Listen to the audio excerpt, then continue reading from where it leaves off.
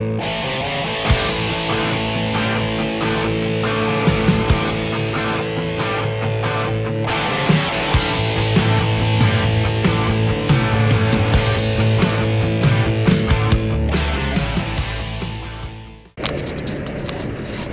good morning.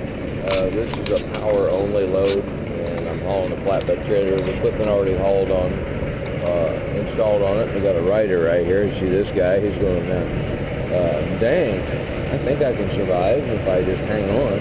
So, the trailer pulled pretty good. Things you got to watch for, you know, is there is no rail, you know, so these straps are on the outside. I said, guys, if you can grab a 102, then you get a side rail. This is a 96 wide. So, 96 inches wide. Well, the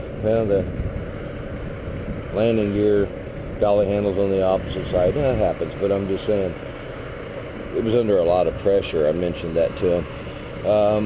You know, checking the way they did the work, because this is non-drivers doing the securement, but everything was just drum tight. Everything seemed fine.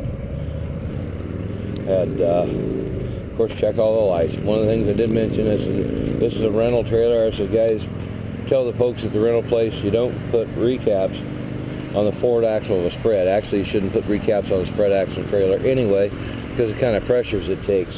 But specifically in that position, that's just wrong. It's one of the first things I saw with this floppy looking little rubber stuff here, and it's made it. I'm just 2 miles from the customer where I dropped the trailer. But that's one of the first things you look at. It's like, come on guys, what the heck? So they loaded it. I went and checked how they did everything, and it was all right.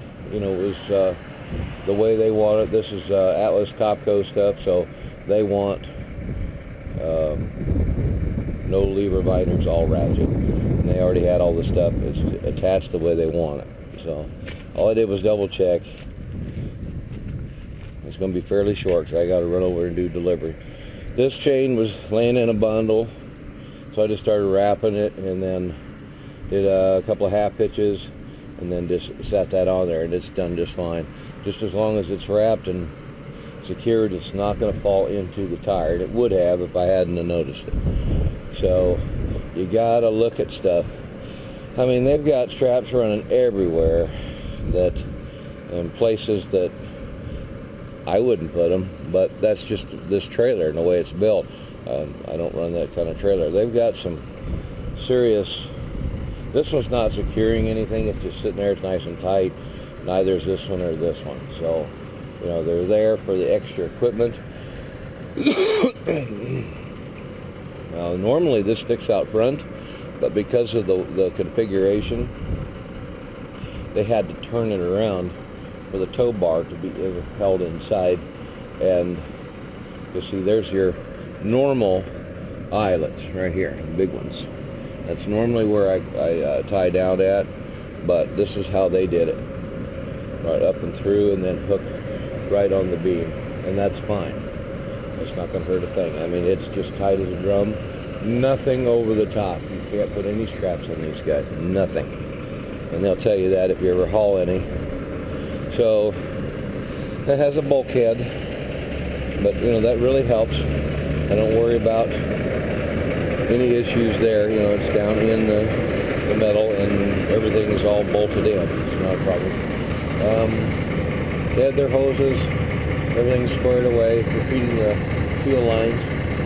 And these are empty tanks with just fuel residues, and it's marked on the road. So that's about it. It's pretty straightforward and basic. If you ever do anything like this, just things to watch for is like the tires, and mostly it's securement. And how they did it, double check them, make sure you know there's any loose chain stuff, secure it, get squared away before you do anything. So I'll be bobtailing back. They paid me pretty well to do it.